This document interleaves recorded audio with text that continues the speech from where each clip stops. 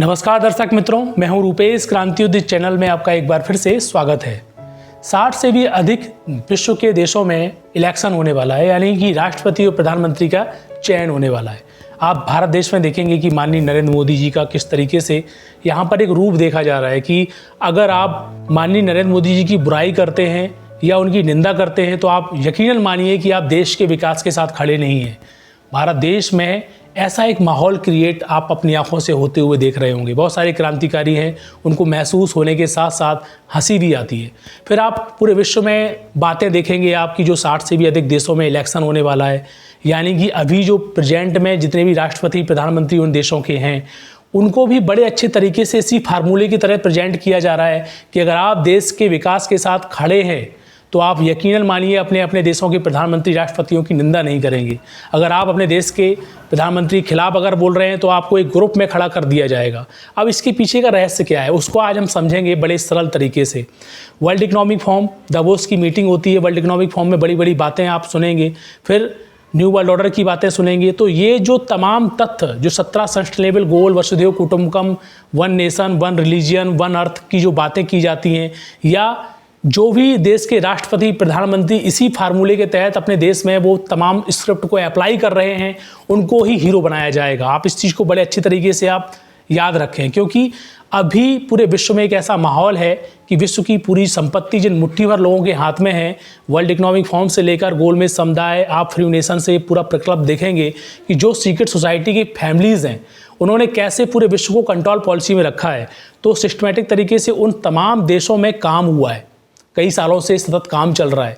पहले उन्हें गुलाम बनाया गया, फिर उनको सरकारी व्यवस्था पकड़ाई गई, फिर उसके बाद इन फार्मूलों में काम किया गया। तो मल्टीनेशनल कंपनियां पैरेलल सभी देशों में काम कर रही हैं। अभी जो प्रेजेंट में राष्ट्रपति प्रधानमंत्री जितने भी देशों के हैं लगभग उनके ही अनुसार चलने वाले, उनके ही अनुसार बनाए हुए, उनके ही अनुसार उनकी भाषा को बोलने वाले ही आपको देखने को मिलेंगे। तो इनके पीछे के बैकग्राउंड को आपको समझना होगा कि आगे चलकर जो आपको भविष्य देना चाहते हैं, चाहे वो भारत का मार्केट रहा हो, आदमी रहे हो, मानवता रही हो यहाँ की, या फिर भारत का समाज रहा हो, या पूरे विश्व का जो भी समाज है अपने उज्जवल भविष्य की ओर आगे बढ़ना चाहता है, हर वो समाज को ये लोग इसी आधार पर लेकर जाने वाले हैं। अब आगे क्या होगा, इस तमाम बातों में आपको एक छोटा सा विश्लेषण संक्षिप्त में आपके सामने रखूँगा। सबसे पहले तो आपको यह तय करना है कि आपके रियल हितैषी कौन है। आप जिन्हें अपना हितैषी मानते हैं, क्या वो वास्तव में आपके हितैषी हैं? क्या आपके हितैषी जो एजेंडा कंट्रीब्यूटर हैं, जो विश्व नियंत्रण का कंट्रोल पॉलिसी में काम करने वाले जो बैठाए हुए नेता हैं, क्या आपके वो हितैषी हैं? या फिर आपके जो घर के सदस्य हैं, जो बुजुर्ग हैं, संत हैं, समाजसेवी व्यक्ति हैं, क्रांतिकारी हैं, जो आपको सही मार्गदर्शन देते रहे हैं, वो आपके हितैषी हैं? मैं आपको बता दूं कि कोई भी देश रहा हो, भारत की बात करें तो भारत देश में जितने भी अच्छे अच्छे क्रांतिकारी हैं जो आज समाज को गाइड कर सकते हैं, जिन्होंने समाज को गाइड किया है, हमेशा आने वाले संकट से जिन्होंने अवगत कराया है, तो ऐसे लोगों को बिल्कुल साइड करने का प्रोसेस अभी से नहीं पिछले 50 सालों से सतत चल रहा है। और इसी प्रोसेस में आप देखेंगे कि संत आसाराम जी बापू को भी इन्होंने साइड कर दिया गया। तो यानी आपके हितैषियों को, अगर ये सभी जगह फार्मूला फिट होता है, अलग अलग देशों में रहने वाले जो भी उनके हितैषी हैं उनको आप हृदय में हाथ रखकर पूछें, देखें, समझें, तो आप पाएंगे कि उनको साइड करने के बाद फिर एजेंडा कंट्रीब्यूटर के माध्यम से जो ज्ञान स्क्रिप्ट दी जा रही है उनको ही आपका हितैषी बनाया जा रहा है। इस रहस्य को आपको बड़े अच्छे तरीके से समझना होगा, क्योंकि आने वाले संकट की घंटी बहुत बड़े पैमाने में बजेगी। और इस घंटी के साथ अभी आपने एक डेमो तो देखा होगा कि एक जैक्सन आए, कैंडी आई, उसके बाद कितने लोगों को अपनी जान गंवाना पड़ी, लोग रोते रहे, हॉस्पिटलों से उनको राहत सीधी मिलती थी।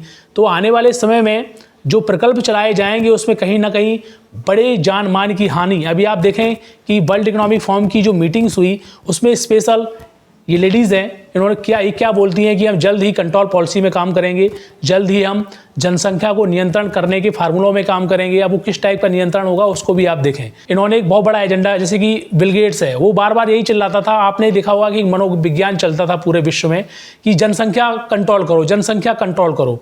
अभी आप खुद चाइना में देख लें कि उनकी जनसंख्या का लेवल इतना डाउन हो चुका है कि अभी उन्होंने वर्ल्ड चाइल्ड फैमिली जो उनकी थी फार्मूला था उसको रद्द कर दिया।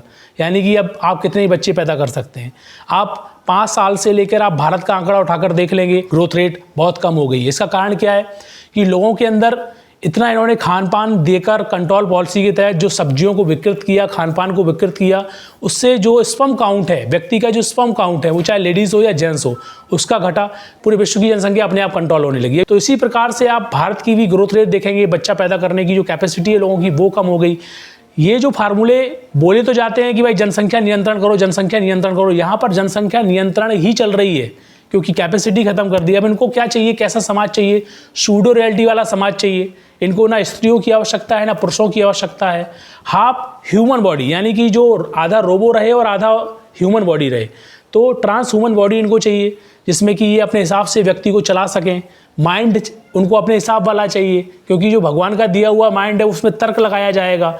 तर्क लगाने के साथ साथ वो अपने हिसाब से काम सोचेंगे, तो उनको उस माइंड को डैमेज करके इनको अपनी माइंड चिप इनके इसमें फिट करने की प्रोसेस चल रही है। यानी इनको बच्चे नहीं चाहिए, इनको बुजुर्ग नहीं चाहिए, जो बीच की जनरेशन है उसको अपने हिसाब से यूज करने के लिए चाहिए। अभी आप देखेंगे कि बड़ी बड़ी लैबोरेटरी बन रही हैं, उसमें आसानी से बच्चे पैदा करने की कैपेसिटी दिखाई जा रही है। फिर यानी कि जो परिवार व्यवस्था का जो मूल आधार है उसमें इन्होंने स्त्री का जो रूप है उसको पुरुष के रूप में कैसे कन्वर्ट किया। यानी कि अब स्त्री अगर बच्चा पैदा नहीं करना चाहती है तो पुरुष बच्चा आसानी से पैदा कर सकता है। तो इस टाइप की जो माइंड प्रोग्रामिंग कंट्रोल पॉलिसी के तहत की जा रही है, मतलब किसी भी प्रकार से इनको स्त्री हो या पुरुष हो उसको यूज करना है। विश्व नियंत्रण केंद्र सरकार बनाने के पीछे का जो रहस्य है, मुट्ठी भर लोग जो पूरे विश्व को कंट्रोल करना चाहते हैं, जितने भी देश के राष्ट्रपति प्रधानमंत्री जो इनकी चकाचौंध की दौड़ में लगे हुए हैं। काफ़ी लोग मेरे से सवाल करते हैं भारत विश्वगुरु की ओर जा रहा है, बड़ी हंसी आ रही है। भारत किस सिद्धांत को लेकर विश्वगुरु की परिकल्पना पूरे विश्व के समाज को दे रहा है? क्या यही सिद्धांत दे रहा है डिजिटलाइजेशन, 5G, अभी 6G आने वाली है? क्या यही आपको डिजिटलाइजेशन दिया जा रहा है कि शुद्ध खान पान आपको ख़त्म कर दिया जाए, आपको आर्टिफिशियल हर चीज़ सूडो रियलिटी की तरफ ढकेल दिया जाए, आपको कम्युनिस्टवादी विचारधारा की ओर लेके जाया जाए? कम्युनिज्म यानी कैपिटलिज्म जो हम चलता है हमारा कि हम अपने आप के खुद के एक राजा होते हैं, उसको ख़त्म करके कम्युनिज्म और अपने हिसाब से कंट्रोल पॉलिसी के तहत ये खुद आपके पैसों का निर्णय लें कि आप जो कमा रहे हैं उसको हमको कहाँ किस पे डिस्ट्रीब्यूट करना है। बाकी जो मुट्ठी भर लोग हैं उनको कोई प्रॉब्लम नहीं आएगी। तो इस टाइप की जो कंट्रोल पॉलिसी में सतत काम चल रहा है, इसके विषय में बहुत ही तथ्यों को समझना ज़रूरी होगा। और आपको ये समझना होगा कि मैं हमेशा आपको एक ही बात बोलता आया हूँ कि आप अपने हितैषियों को समझें। आप अपने हितैषियों की ओर लौटेंगे, उनको आप समझेंगे, महसूस करेंगे, तब आपको फील हो पाएगा कि आने वाला भविष्य से हमको कौन बचा सकता है। इजराइल का अपने बहुत सारे बैकग्राउंड में जो यहूदी हैं कहे जाते तो ये ओरिजिनल यहूदी अपने आप को हैं, लेकिन ये वास्तव में ये ओरिजिनल यहूदी भी नहीं। यानी कि किसके लिए काम करते हैं? सीक्रेट सोसाइटियों का जो जिन्होंने बैंकिंग व्यवस्था स्थापित की वगैरह वगैरह, जो कंट्रोल पॉलिसी है पूरे विश्व को हैंडल कर रहे हैं, ये बड़े ही गुप्त रूप से। UN की स्थापना भी कैसे इन्हीं लोगों के माध्यम से होती है। बैकग्राउंड में इजराइल तो वैसा दिखता है कि भाई हम लोग तो कुछ करते नहीं हैं, हम तो सज्जन की मूर्ति हैं, हम तो बिजनेस करने वाले लोग हैं।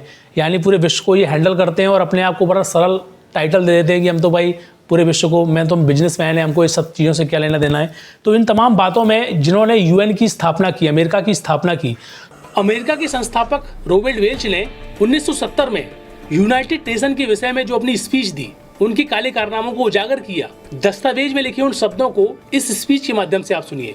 जिस उद्देश्य से UN का निर्माण किया गया है, अगर उस उद्देश्य के बारे में विश्व का मात्र 2% समाज भी अगर अच्छे से समझ जाए ना, तो अमेरिका के खिलाफ पूरा विश्व खड़ा हो जाएगा और इनकी नीतियों के खिलाफ काम करने लगेगा। The United Nations hopes and plans to use जनसंख्या नियंत्रण, वैज्ञानिक और प्रौद्योगिकी विकास पर नियंत्रण, विभक्त राष्ट्रों के हथियार और सैन्य ताकत पर नियंत्रण, शिक्षा पर नियंत्रण, स्वास्थ्य पर नियंत्रण और वे सभी नियंत्रण जिसे वह धीरे धीरे अंतर्राष्ट्रीय अधिकार के अनेक बहानों के तहत वो स्थापित कर सकते हैं। ये विविध अलग अलग नियंत्रण धीरे धीरे समूचे नियंत्रण के घटक बनने की उम्मीद करते हैं, जो यह झूठे बहानों, छल कपट और झूठे वादों के माध्यम से अपना अंदाज लगाने की कोशिश करेंगे। जबकि इस प्रकार के नियंत्रण का कठोर बल और आतंक के जरिए अमल में लाना भी शुरू हो रहा है। यही संयुक्त राष्ट्र का हमेशा इरादा रहा है। इसी के लिए इसका सृजन किया गया था। विश्व के 2% लोग भी UN की अगर हकीकत को समझ जाएं, UN के अंतर्गत वर्ल्ड इकोनॉमिक फोरम, दावोस की मीटिंग आदि इन तमाम हकीकतों को समझ जाएं, न्यू वर्ल्ड ऑर्डर के फार्मूले को समझ जाएं, तो यकीनन मानिए कि इन लोगों के खिलाफ पूरा विश्व का समाज खड़ा हो जाएगा। जब जाकर मानवता बच पाएगी। यानी ये उनके शब्द हैं, उस समय के शब्द हैं। अभी ये लोग पैरेलल काम करते करते पूरे विश्व में अपने एजेंडा कंट्रीब्यूटरों को बैठाकर पूरे विश्व के समाज को कहाँ ले जाना चाहते हैं, इस पर बड़ा ही दर्दनाक विश्लेषण है। इन्होंने हर चीज़ को कंट्रोल पॉलिसी इंटरनेट से तो जोड़ ही दिया है, इंसानों को भी इंटरनेट से जोड़ा है इन्होंने। ये ऑप्शन देखें आप कि आपकी गाड़ी, आपकी बाइक, आपके मकान और आपकी विचारधारा सब कुछ इंटरनेट से जुड़ी हुई है। यहाँ तक कि मनुष्य को भी इन्होंने इंटरनेट से जोड़ के रखा है। आने वाले समय में चिप को डालकर ये लोग पहले तो पागलपन उत्पन्न करेंगे, आपको दिखाएंगे कि आपके दिमाग में पागलपन उत्पन्न हो रहा है, आप तनाव में जा रहे हो, आप डिप्रेशन में जा रहे हो, आपके दिमाग में ये कमियां पाई जा रही हैं। फिर आपको एक चिप देंगे, बोलेंगे कि आप ये अगर इस्तेमाल करेंगे तो आपको सब कुछ अच्छा लगेगा, आप जितना घंटा चाहें उतने प्रसन्न रह सकते हैं, आप कूल माइंड रह सकते हैं, आपको जो सुख फील करना है वो आपको सुख मिलता रहेगा अंदर ही अंदर। इस टाइप की मनो पॉलिसी के तहत जो अभी प्लानिंग पूरी की जा रही है मनुष्य को इंटरनेट से कनेक्ट कर कर, फिर उसके बाद अगर आप सच के लिए थोड़ा अगर समझते हैं, आवाज़ उठाते हैं, अगर आपको लगता है कि आपके देश में कुछ नेता गलत कर रहे हैं, आपकी परिवार व्यवस्था को ख़त्म कर रहे हैं और आपको रोगों के रूप में तब्दील करके आपको अपने लिए यूज कर रहे हैं, आप अगर थोड़ी भी आवाज़ उठाएंगे तो आपका social credit score system down कर दिया जाएगा और आपको आसानी से उस कैटेगरी में खड़ा कर दिया जाएगा कि आप देश के खिलाफ काम कर रहे हैं, आप राष्ट्र के खिलाफ काम कर रहे हैं, आपका स्थान समाज में नहीं अपितु जेल में है। अमेरिका की CIA जिसका एक प्रोजेक्ट था, 1950 में ही इन्होंने चिप लगाने का प्लान बना लिया था। आप देखें कि एक प्रोफेसर हैं, प्रोफेसर डेलगार्ड, इन्होंने इलेक्ट्रिक वायरलेस चिप बनाई थी, जिन्होंने 1950 में एक बुल के ऊपर इन्होंने एक्सपेरिमेंट किया था और बुल के अंदर वो चिप फिट कर सबको प्रैक्टिकल दिखाया था।